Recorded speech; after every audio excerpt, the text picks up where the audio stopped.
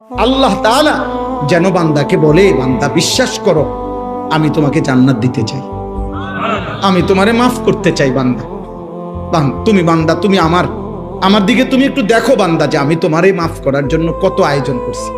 তোমারে মাফ করার জন্য আমি শবে বরাত এক রাত সাজাইছি, এক রাতে কোটি কোটি মাফ করি। তোমারে মাফ করার জন্য আমি শবে কদর এক রাতে আমি আল্লাহ তাআলা হাজার মাসের রাত্রির চাইতে বেশি মাফ করে থাকি। তোমারে আমি আল্লাহ মাফ করার জন্য এত বড় শ্রেষ্ঠতম রমজান মাস দিয়েছি, যার মিনিট মিনিট সেকেন্ড সেকেন্ড হীরা মণি মুক্তা মানিকের মতো আমি আল্লাহ সেজদা দিবা একটা, আমার ফেরেশতা লিখবে 70টা। আমি আল্লাহ রহমত দিয়া সাজাইছি, মাগফিরাত দিয়া সাজাইছি, জাহান্নাম থেকে নাজাত দিয়া সাজাইছি।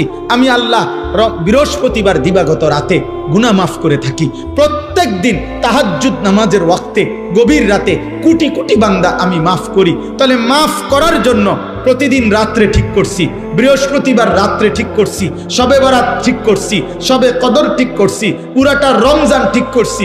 এছাড়াও বান্দা 90 বছরের গুনাহ নিয়েও যদি কেউ আসে, আমি আমার বন্ধুকে বলছি, বন্ধু যদি সে সত্যিকার তওবা করে আমি একসাথে মাফ করে দেব।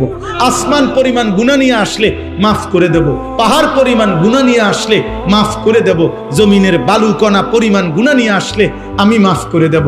তুমি এরপরে বলো বান্দা, আমি যদি তোমাকে জান্নাত দিতে চাইছি বলে কতভাবে আয়োজন করলাম, আমি আর কি বললে, আর কত সুযোগ দিলে তুমি জাহান্নাম থেকে মুক্তি পাইবা।